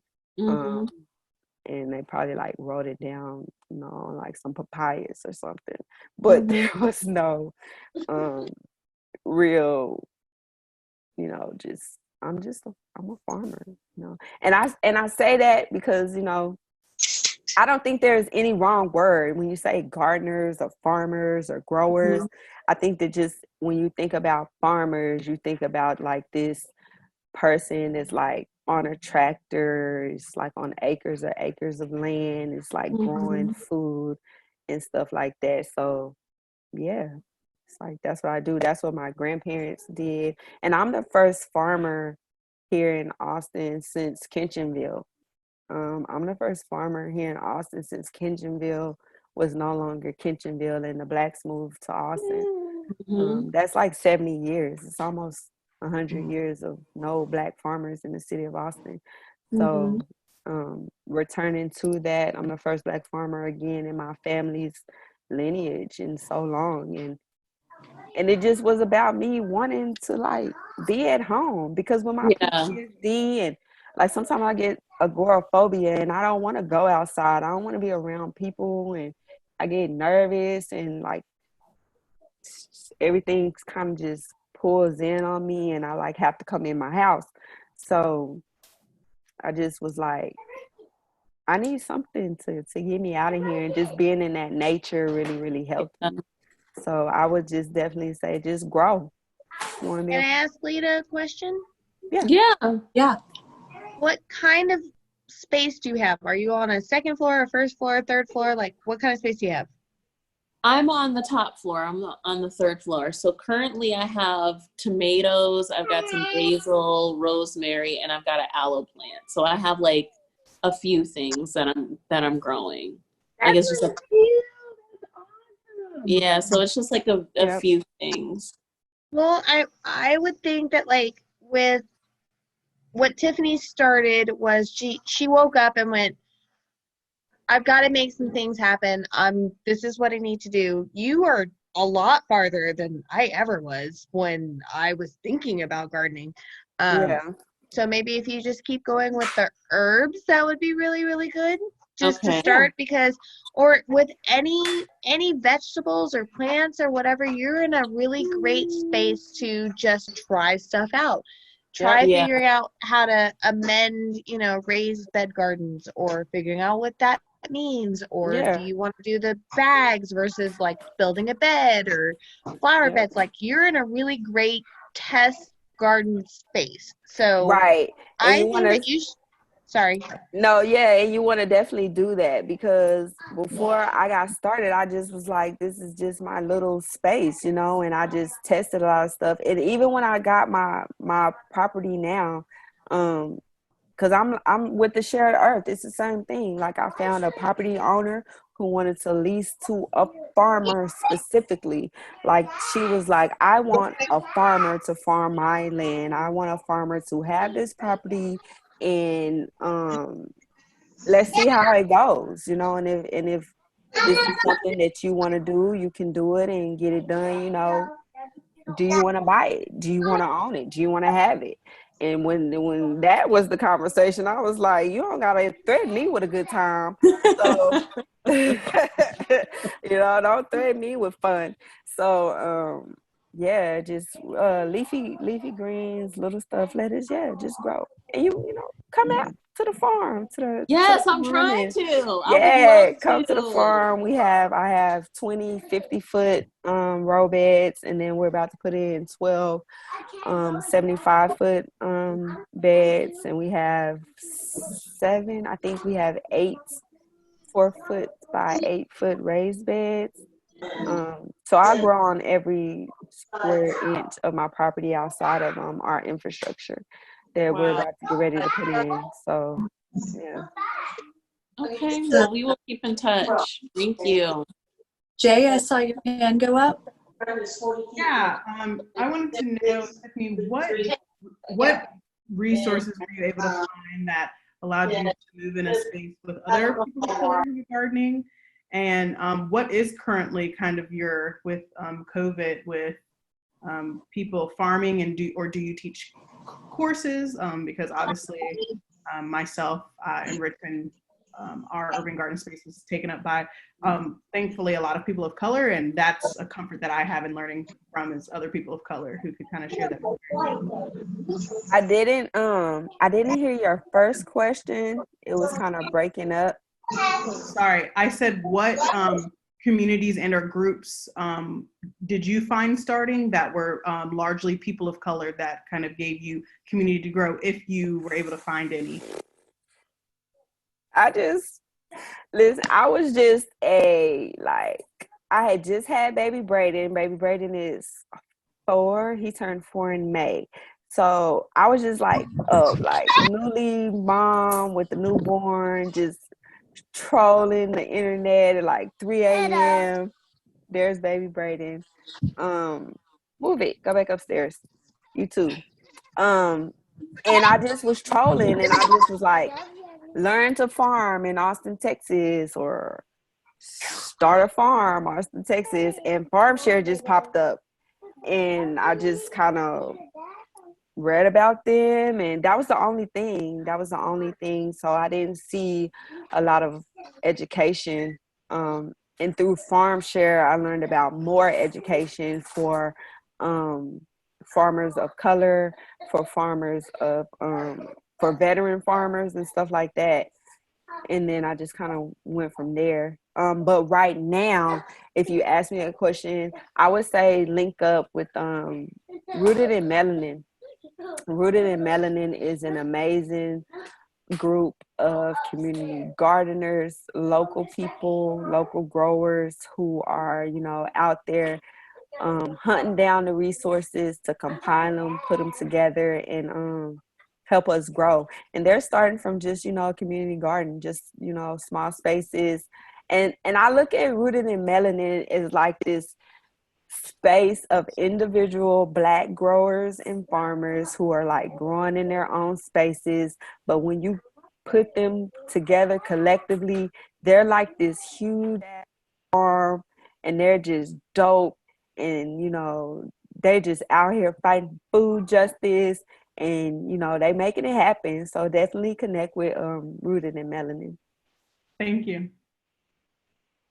And I want to say, Austin Organic Gardeners is a great resource for people for gardening. We have monthly meetings about types of gardening and things, how to do stuff, and resources online and as part of our group. So any questions about, our club or anything that, we'd love to be a part of the conversation and help others with gardening. Yes. And we have to also, come together, because Rooted in Melanin is really young, but they could definitely use support from an organization like the Austin Organic Growers. Well, let's talk about that. Yeah, definitely. I've reached out, and we're doing a lot of kind of fall tutorials online during COVID. And it'd be nice to include them in a lot of our, sort of pro tips and things that we're sharing in the community. Yep. So yeah. And more bringing the growers information about together. how to be inclusive. We'd love a, tutorial. How do you be? Yeah. Because we love to incorporate some of that practices. Yeah, and there are a lot of powerful people in that group who have really loud, powerful voices like mine, and who have worked in this space. So I think that will be a great collaboration right there. Yeah. I love the map that you painted for us of what Austin looked like, and those steps from slavery to freedmen, and I've seen those things around town, and you put it in perspective and ancestry, and it was really created a different picture of how Austin looked. Yeah, really appreciate it. We get it all so disparately or not at all, and you put it all together so well. Thank you. I was hoping that I So was great. be able to make it make sense. In my mind, it makes sense. Mm-hmm. Yeah, and it's a lot of times the history isn't told through that lens around food, which is essential. You know, it's like the basic need, and Right. you never hear it from that angle. That's great. Is there so many questions anymore? I saw Lisa. Hey, She Lisa. Hey, oh my goodness. So first of all, I want to be like Tiffany when I grow up. I really do. You won't be the only Black farmer in Austin for long, I promise. Thank you. Yes. It's one thing when you like see someone, you know, you just like look on social media, you might see like, oh, Black farmer, but it's another thing when you have someone in your own backyard to like, you know, really show what it looks like in your community. So like, thank you for this beautiful presentation. Thank you for doing the work that you do and for sharing that, because you could just be like, yeah, I'm taking care of my family, but you've chosen to like share your knowledge with the community, which is so. So I did have a question. I wanted to know, how do you feel like farming and gardening helps with mental health for you? Because I know you said that, as a veteran, you know, I guess, I don't know what it's like, but I assume like coming from the military back to civilian life, like if they train you when they recruit you, they train you coming back out. So how does it help you? And, you know, how do you, just what is that like? So for me, really getting into the gardening, because that's what I started doing when I, after I found HUD Bash and we got some housing. For me, it was just all about healing, you know, because I had been through so much. I had to deal with like sexual harassment. And I mean, you know, I left home to go to the Navy when I was 18 years old. You know, I didn't know nothing about that. I hadn't really been exposed to that type of racism. You know what I'm saying? Like being home and living here, like I had been exposed to like, I don't know, Texas racism, and that's rough. You know what I'm saying? And like, but I grew up around, you know, white men, white women. A lot of my friends, I'm just a diverse person. So I never took that stuff on like that. But when I went to the military, it was just kind of like, oh, okay, y'all out here like that. So coming home and starting a garden, it really helped me kind of like center myself and really kind of like balance my lifestyle. I was just so much more at peace. And it's just like I could think, because before I used to not be able to really focus sometimes. Like a lot of my thoughts would be scattered, and I would forget a lot of stuff sometimes, and I still kind of like battle with that. But through farming and gardening, it's just kind of like I'm able to focus more. You know, I'm always eating as I go. So it's like I'm like growing tomatoes. It's like I got a whole like heirloom tomato, eating it while farming, you know. So it's like I started taking in healthier foods without really knowing or just recognizing it. And it's just like my mental health just got better. I started being able to handle my binge eating a lot better. And it helped me learn how to like proportion my foods, and it helped me learn how to like just like eat a variety of food, a variety of produce. I have no idea what kohlrabi is, y'all. I don't know what kohlrabi is, but I grow it. I taste it. But if you want me to like cook it for my kids and stuff, I couldn't help you with that. But I get kohlrabi in my system. My husband's like, but guess who can? He used to work at Ruth Chris Steakhouse before COVID happened. And so he was always like bringing home these vegetables. And let me tell y'all something. When he told his friends at Ruth Chris his wife was a farmer, they were like, is she white? It's like, what? It's crazy. But yeah, like the mental health part, it's a blessing. And I wish that 10 years ago, like when I first got out of the military, like, oh my God, it's been like 15 years now. Dang. But when I first got out, I wish that there would have been that farmer, talk that, you're leaving this public service, go be a farmer. But I just wasn't exposed to that. So I'm an advocate for young veteran farmers, people coming out the military looking for, that lifestyle, because it's different, y'all. When I came home, it's really different. Like, you go in a civilian, but you come out a military person, and you look at civilians like, what is wrong with y'all? So it's just a different kind of lifestyle. But yeah, the farming balanced me. It really helped to balance my lifestyle. So Shiva, I saw a couple hands. Zanetta, am I saying that right? Travis. Hey, Travis. I'll get it right the next time. Let's go with Zanetta first. Hi, Tiffany. Thank you so much for your presentation. Thank you. I just started doing container gardening on my porch. I'm trying to grow like cantaloupe and cucumbers and tomatoes right now. So you've like just confirmed so much for me. But I was wondering, for you, in terms of your mental health, if there was any plant in particular that helped with that, or that you felt connected to, and like, if there are any task in particular that really helped with that? I would say the plant that I most connected with when I started growing, just based on like the smells and something that calmed me, was Thai basil, because it's so pretty and it grows these purple flowers when they go to seed, and it just smelled it was just really calming. So I really loved growing the Thai basil, and that was a herb, so it was able to start it in like my kitchen windowsill, and then broccoli. I got real connected to growing broccoli because I love broccoli. But then I started growing purple sprouting broccoli, and the purple broccoli like changed my life, girl. Like it completely changed my life.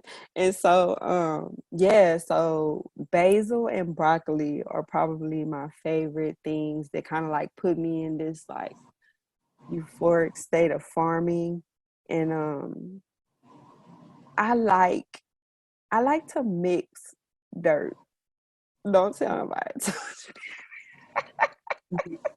I love to like take compost and mix it with this compost, and like go get the compost from my friend's house that been sitting in the back and put that in there. It's like a cauldron, it's just like a little magical pot. You just stirring it all together, and it's like, I'm about to take this and put a seed in it. So I love to mix soil. That's awesome. Oh my goodness. I had my hands in the bucket the other day, and I was like, felt like a little kid. It was the best. Yeah. And they didn't tell us. They was like, stop playing that dirt. No, she should have been like, put in more, mix that up, mix it up. Yeah. So get but up to now the I elbow. tell my kids, y'all tell my kids, go get a shovel and dig that hole right there and come bring it over here. So we outside playing in the dirt all the time now. Oh, that's awesome. Looks like there's a question from Ted Lubitsky. Are you here? Ted? Or I've still been waiting. Oh yeah, it's Travis. Yeah, Travis. I mean, I can go last though. It's all good. I keep getting passed over. It's all good. No, talk to me. What's up? All right. So, Tiff, tell me if this is a redundant question, because I was in another meeting on my cell phone. What are the top 3 challenges you've had from the impact of the pandemic? So, and maybe I did a wrong thing by telling you to name the top ones, but what are 3 that come to mind? You know what I mean? We've had this discussion before, but I'm, when we were Yeah. talking, I was like, what the heck's a 23-week growth cycle? So you were literally educating me while you were telling me all of this. What three things come to mind when, COVID is impacted? I at the farm, right? Yeah. So, man, because I have an urban farm and because my farm is in the city, you have to take into account I have like homeless people that walk past my farm. I have like people who struggle with mental health issues. So you never know who's gonna pass by my farm at any given day when I'm outside. Um, so the biggest thing for me was just being at my farm and accessing it, especially when I have kids at home.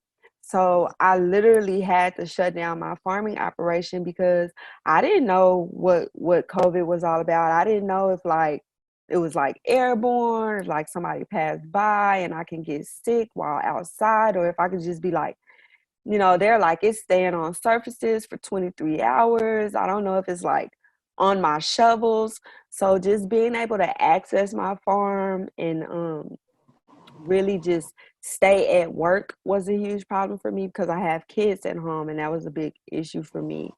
And then after that, another problem was I had such an influx of customers. It was like COVID hit and everybody wanted local food. Like the grocery stores were out of there. There was no more like it's not enough produce. Everything's gone. So it's like I had so many people wanting to get produce for me at one time. I didn't have enough space to support it. I didn't have the land. So that was another thing, the land access. And then, of course, the labor and just the education for myself because I've been having to teach myself how to do a lot of stuff. So that would be the third thing is just the education and turn around in COVID and going from the normal precautions that we take with food safety to having to learn about food safety on a pandemic level. So that's a lot, I'm like homeschooling a kindergartner, a first grader, a pre-K, a eighth grader, and I'm trying to like learn new protective measures for my farm and for myself. I'm trying to like recover from like, a failed crop because my crop totally went under because I wasn't able to just make it out. And right before that, I had like a $4,000 water bill because we're on city land. My farm flooded. So it's just like I've been in it. And yeah, those things, that little COVID grew up fast. It's like, what? So yeah. Any more questions? That helps you out. Thank you, Tiff. You're welcome. Joan? Mm-hmm. It says, Rachel, is Joan here? Yep, I had to unmute. Oh, I wanted to find out, first of all, where is your farm and that we can come visit? My farm is on the corner of Manor Road and Rogge Lane in Northeast Austin. It's across the street from the old Mrs. Bird's Bread. And I used to go there for like field trips. So this is so crazy. When I was like, oh, it's across the street from the old Mrs. Bird's Bread, I was like, I grew up right there. It's like, how can you beat that? To be able to farm in your neighborhood? Yes, I jumped on it. I did. And I think Rachel asked about what's the best way to meet me and connect with me. Pull up. I'll be at the farm. I'm at the farm, farming. I'm outside in the heat. We got picnic tables out there now. So you're open right now? You can I'm come not. by? I am open. I'm open Tuesdays through Friday from about 8 a.m. to about 3:30, and then I'm open on Sunday from noon to 4. Okay, Sunday might work for us because we have a farm in Kingsbury, and so I work there a lot. little kids. And so I have a busy schedule, but I'd love to meet you and see your farm and talk to you and everything. Okay, yeah, definitely come by. Can you post the address or something in the comments? Yeah. I didn't see online where exactly your farm was. So Tiffany, do you mind telling everybody the name of the farm again? My I can farm. I'll type it into the chat too for everyone. My farm is named Dobbin-kauv Garden Farm. And dobbin-kauv, they're my ancestral surnames. So on my father's side, he is a Dobbins, and I was able to go back so far on his paternal line.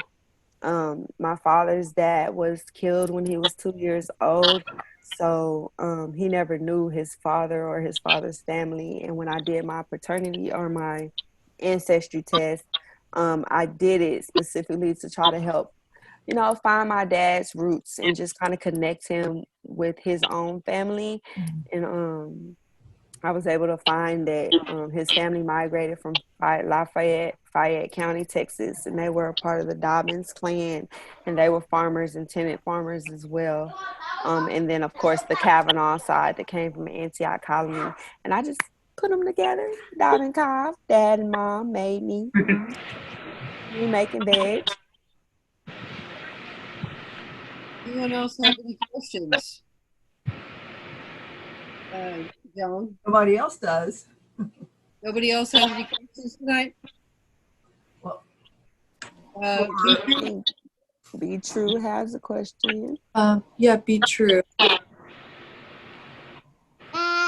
Joan mentioned that she had 8 questions. We only heard 2. They were really good. I would like to hear more questions from Joan. Yeah, Joan. Yeah, Joan. Sorry, we put you on. I want to say that Joan's parents started our club.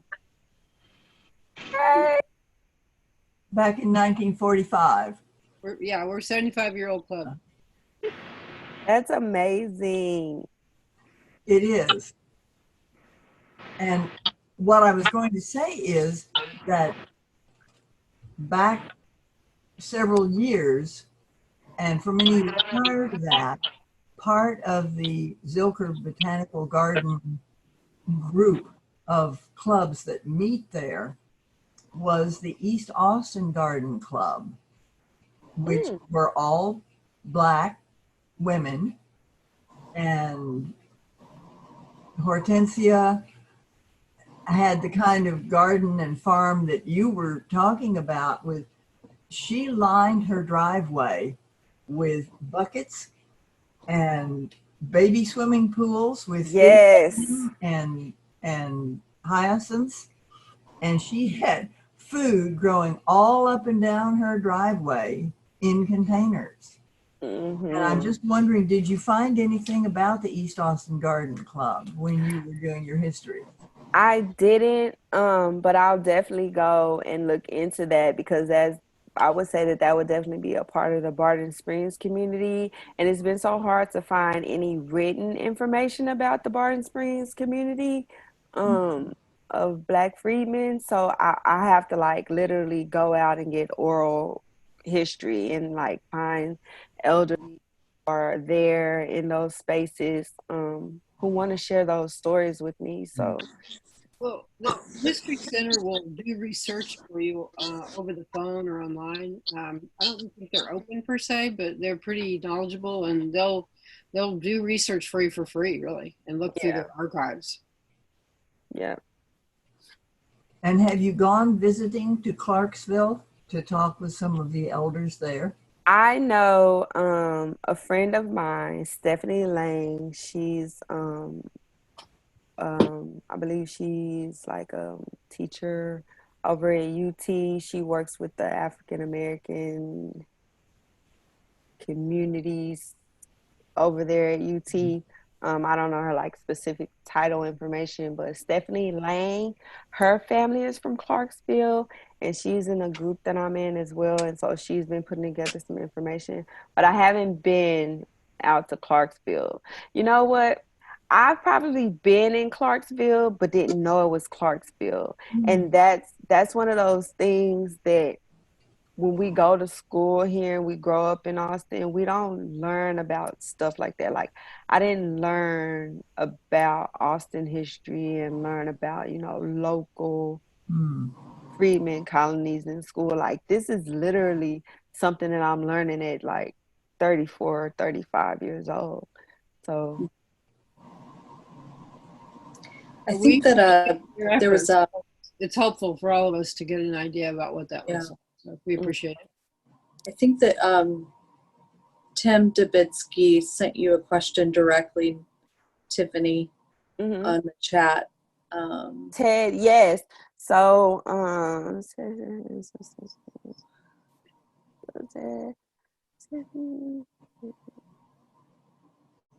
So he asked about me and how I do with PTSD because it's such a heavy and debilitating experience, and it's so misunderstood. And he wants to know how I attribute my farming to my career.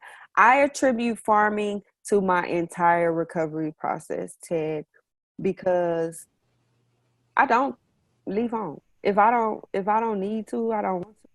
I'm not going outside. There was a point in time where I would go outside, I would get in my car, and I would completely panic. And my husband would have to bring me home. There were times that I would get out of my car on the access road and be like, take me home. I can't breathe. I don't know how I even got here. And that was a part of it, like the drugs, like the mood pills and like social anxiety pills and like just, oh my God, mood pills and sleeping pills. And that it made me so sluggish. I have kids, and who wants to like just be in a mood just because I'm not feeling the mood, or who wants to hate going outside because I can't function when I'm outdoors. I got kids. They want to go outside and play and have a good time and have fun. And I just have to like really fight with myself sometimes. And, if you ever drive past my farm and it's a regular working day and I'm not there, it's probably because I didn't want to come outside that day. But farming has allowed me to be myself. It allows me to take my time, and it kind of goes back to that moon waxing and waning thing. It's kind of like I can pick a season, I can pick a feeling, I can pick an emotion, I can, pick this positive energy that's surrounding me during this solstice, and I can just go do it. But there are some times when things are waning. So I don't want to deal. But yes, farming, I attribute farming to me being able to have this conversation because I don't really talk to people, so I found a lot of comfort in my farmer friends and, just talking to them, Well, we're your farmer friends. Y'all are my farmer friends, or who are my farmer. I got a lot of farmer friends. I love y'all. We love you. And we love Lita? you too. I think I we have have a one question from Lita. I have one more question. I'm sorry. Where did you were reading an excerpt from something about the moon cycles? Where can I find that? It's an article I found that I kind of condensed from the Farmer's Almanac online.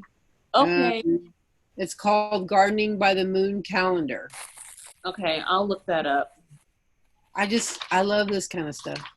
Yeah, so do I. I was trying to write as fast as you were reading it. So yeah. Oh, I can take a picture if you want or something here. Yeah, no, I'll definitely look it up and read it in its entirety. So thank you. Appreciate that. Sure. I'll post on the group. So yeah, if you don't know about our group, Austin Organic Gardeners group, please join the Facebook group. And that's where we have a lot of conversation and share resources, share ideas, have conversations, and it gets a little crazy sometimes, but it's we want to create, the idea being is that we want to create community there and have everybody welcome and really get to get to wherever it is they want to go with their gardening, and be supportive of that. So please, post stuff and inform us, argue. Discuss. Yeah, and people do, and that's a good thing. Yeah. Lisa asked if this would be recorded, and I am recording it, and it might take, I haven't recorded through Zoom, but I'll put it up on YouTube and then eventually to Facebook. So yeah. I'm so glad everybody came. This was great. Yes. Yeah. Tiffany. Yeah, thank you so much, Tiffany. Oh, Joan, is that? Did you have another question? Well, yes, I do. And I wanted to ask if I were to come to Rooted in Melanin, a meeting, or if several of us were to come to the Rooted in Melanin, would we be welcome? Yeah, is there a Zoom thing? Where's Lisa? Hey, so I'm the founder of Rooted in Melanin Initiative. And I'm on my cell phone now because my laptop died, so I couldn't see who asked that question, but that's a great question. And I've been talking with Angel about how we can share about, like more about our group and our purpose and how you can be involved. So I would definitely love to share about that more. To be like very direct and answer your question, our Facebook group online is for the BIPOC community, and it's a safe space for them. So that's just like where we have discussions and ask questions, kind of like the Austin Organic Gardeners Facebook group. It's kind of similar. So that group is specifically for people of color. However, we also have great conversations on our Instagram page that we're developing, and we do have a Facebook-like page that we're developing as well. So that's how we operate. But there are ways that we can support one another and share resources and things like that. So I'd love to talk more about that. Do you have Zoom meetings or anything that people could come to? At the moment, we don't have any Zoom meetings. We did have a virtual week of like just different people giving talks. And we did have one Zoom meeting that was open to everyone. We had a Black-owned seed company come on and share her story. And we should do one again soon, but at the moment we don't. But anything that we do have open to the public, we would definitely share it with you, and you can share with them. Are you on the group, the Facebook Organic Gardener group? Yes, I am. Yeah, please share things like that on the group. That would be helpful. Definitely. And I think someone earlier put in the chat our Instagram page. I think I lost it, but it's instagram.com/rootedinmelaninatx. Thanks for coming, Lisa, and sharing. Absolutely. And I think I shared earlier, I've been like following the Austin Organic Gardeners group for a while. I just never came to a meeting or a Zoom meeting. So I'm so glad to be here and fellowship with y'all too, and just gain more knowledge about food cultivation. God knows when we'll have another one, but I'm so happy that we get to meet online, because yes. I don't know if this ever would have happened if we hadn't had COVID. So I'm so thankful that we have these opportunities. They're so enriching. Right, and everything just passes so quickly. And I think that things go so fast, and COVID was really able to kind of slow us down and kind of, open our eyes to one another. And so now we're able to see each other and kind of just say, hey, what are you doing? Come over here and hang out with me. Let's hang out. What? Stop talking to her. You stop talking to me. Tiffany, thank you once again for just sharing your... That's baby Brayden. Hi, baby Brayden. Hey. Oh my gosh. What an infectious. He starts pre-K in 3 days, y'all. I don't know how I'm gonna do like virtual learning for pre-K, second and first grade.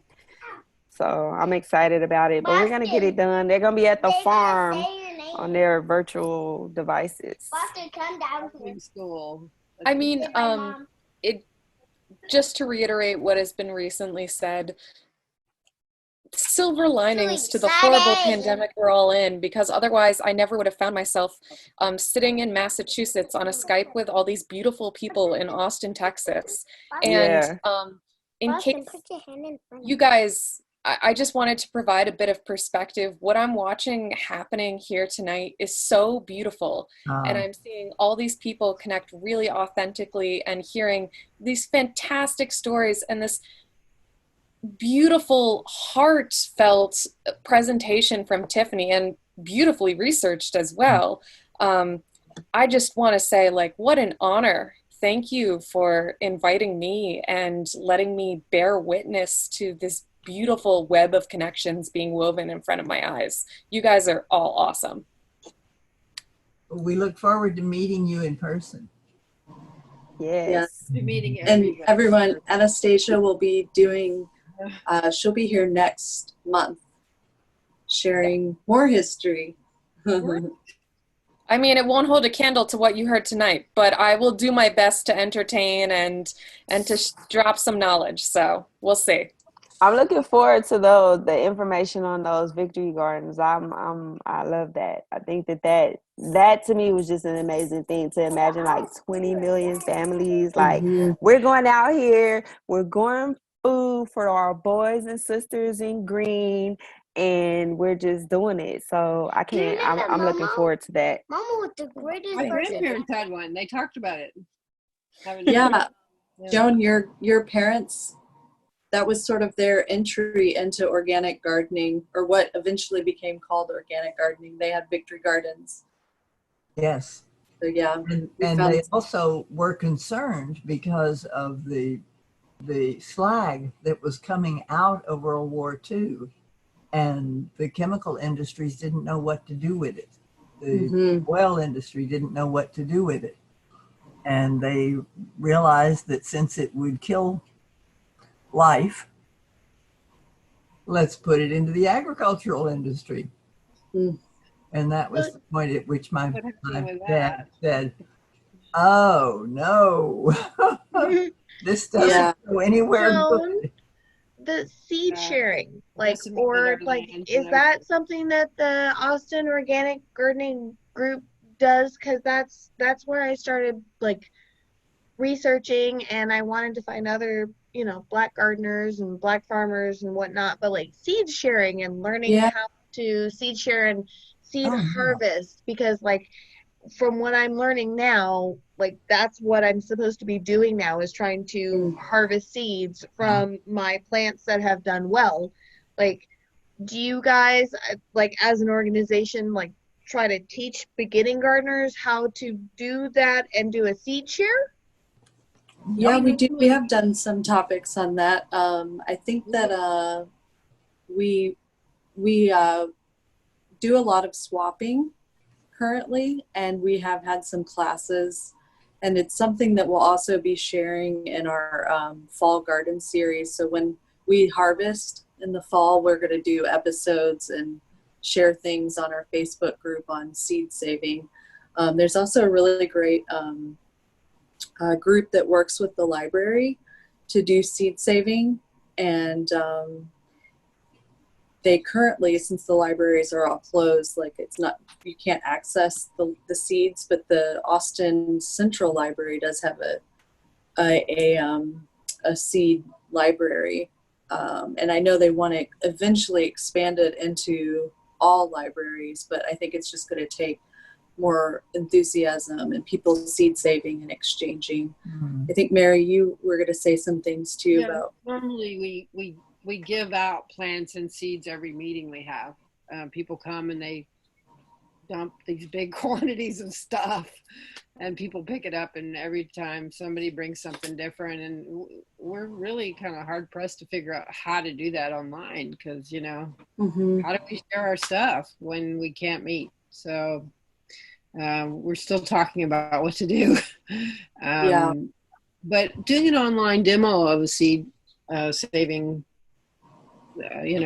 how to do that online, I think was easily doable. Any of us could do that. We have seeds. I have that I could harvest and show on camera, so that could be something we do totally. But anybody has suggestions about how to trade? Now in the group, they're going, I have pots, I have plants, and people are putting them on their curb and picking them up on Nextdoor and on Buy Nothing and in the garden group. So you have things to trade. I think that's all we got right now, is just to post it and tell them where your neighborhood is so people can know where you live close by. So well, I've never done a Zoom anything before. This is literally the only time I've done any Zoom things, and I just want to say thank you to Tiffany and thank you to the Austin Organic Gardening group. Like, this has been amazing and just like fills my cup. Like, I'm overwhelmed and just we're thrilled. I'm so excited to go out in my garden this thing. Yes. And Anastasia, she brought up Leah Penniman in her book Farming While Black. I got her book for my birthday. My farm mentor, Lori Hawkins. Woo, woo, woo. Shout out Lori over there at Middle Ground Farm. She got me that book for my birthday, and it was an amazing read, and I think that Leah is an awesome person. I actually emailed her. Hopefully, she does a series called Ask a Sister Farmer. So if any of you want to speak with other Black female farmers, Black farmers of color, farmers of color, I think she has, it's just all different farmers, but she has a series called Ask a Sister Farmer that she does. And yeah, I think that everybody should definitely check her out too, as well as Miss Karen Washington. She is amazing as well. I hate to do it, guys, but we're over. We're out of here. We did it, Tiffany. You're welcome. I'm gonna go eat my curry chicken and cabbage and carrots. Thank you so much. You're welcome. Thank you, everyone. It's been a Good great night, evening. y'all. Thank you, Good night, Tiffany. Meeting y'all. Thank you for so coming. much. Thank you.